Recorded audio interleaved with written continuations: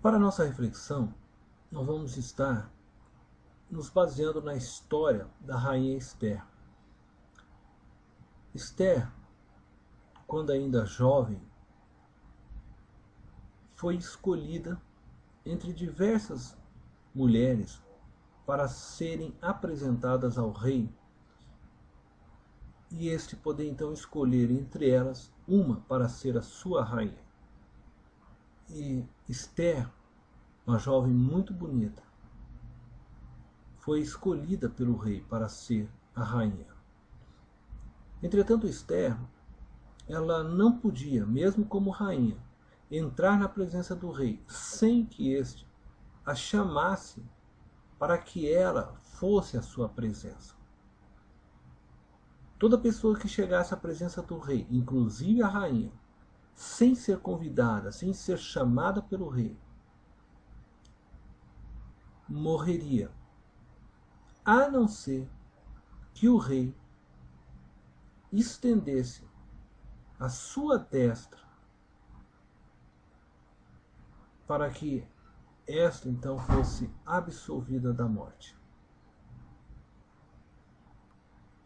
O texto que nós iremos ler, ele se encontra exatamente no momento em que todo o povo de Israel, a qual Esther fazia parte, seria eliminado da terra, através de um decreto que o rei havia assinado.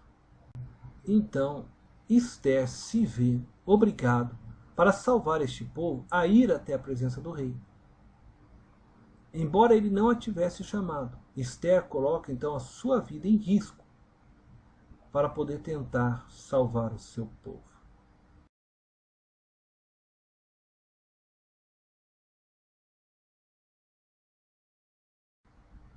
Diz o texto da palavra de Deus: porque se de todo te calares agora, de outra parte se levantará para os judeus socorro e livramento. Mas tu e a casa de teus pais perecereis.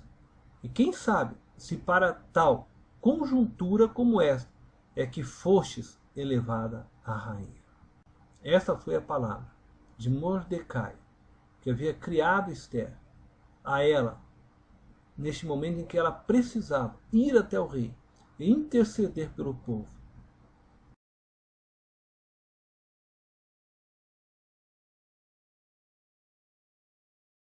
A primeira coisa que eu gostaria de destacar a partir desse texto é que você não pode se calar agora.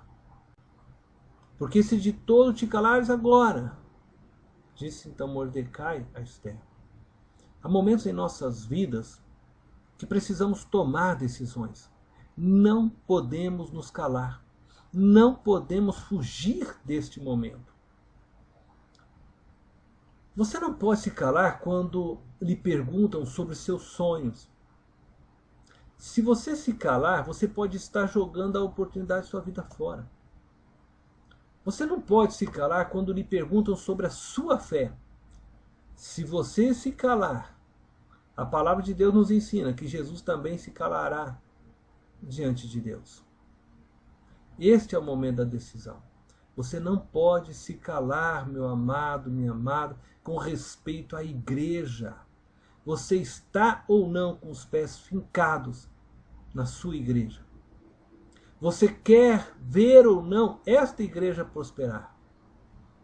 Você está ou não disposto a se colocar debaixo da autoridade do pastor dessa igreja para, junto com ele, alcançar os sonhos que Deus tem trazido a esta igreja?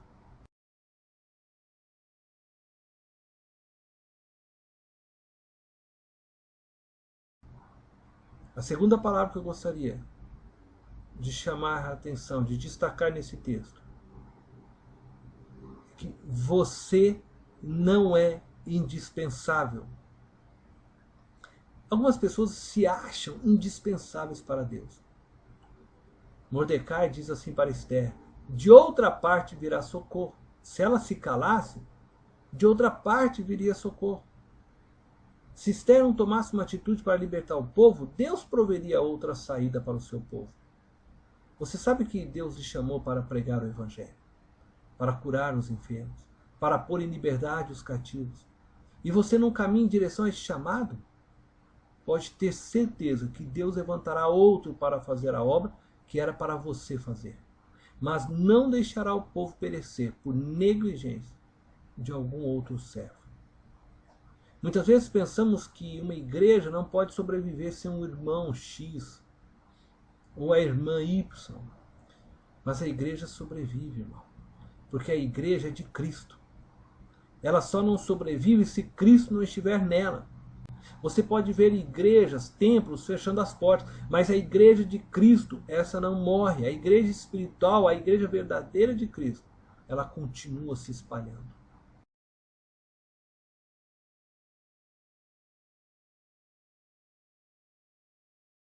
A terceira coisa que eu gostaria de destacar nesse texto: você perderá a alegria de servir.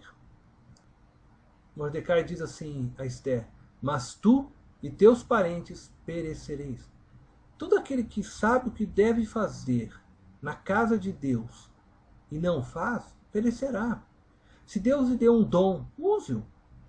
Contudo, lembre-se que o melhor púlpito não está dentro da igreja, mas fora dela.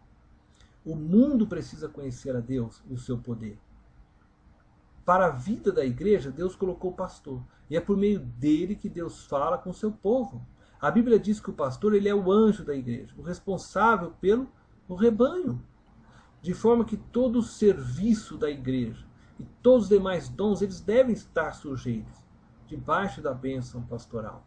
Se Deus colocou o pastor como anjo da igreja, o responsável diante dele pelo rebanho, com certeza ele não fará nada na vida da igreja sem orientar o seu pastor para isso.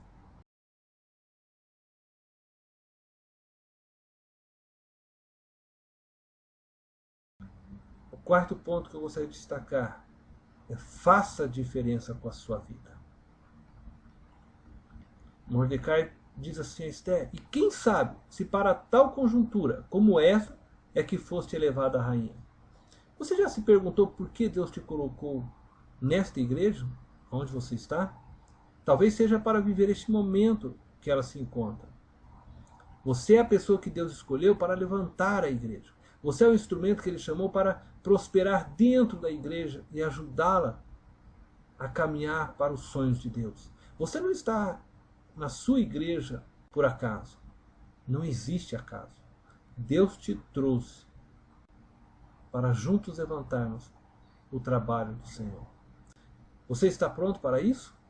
Contudo, você terá que se submeter ao pastoreio da igreja. Terão que se abrirem para aprenderem coisas novas. Porque Deus fará coisas novas em nosso meio. Deus te abençoe.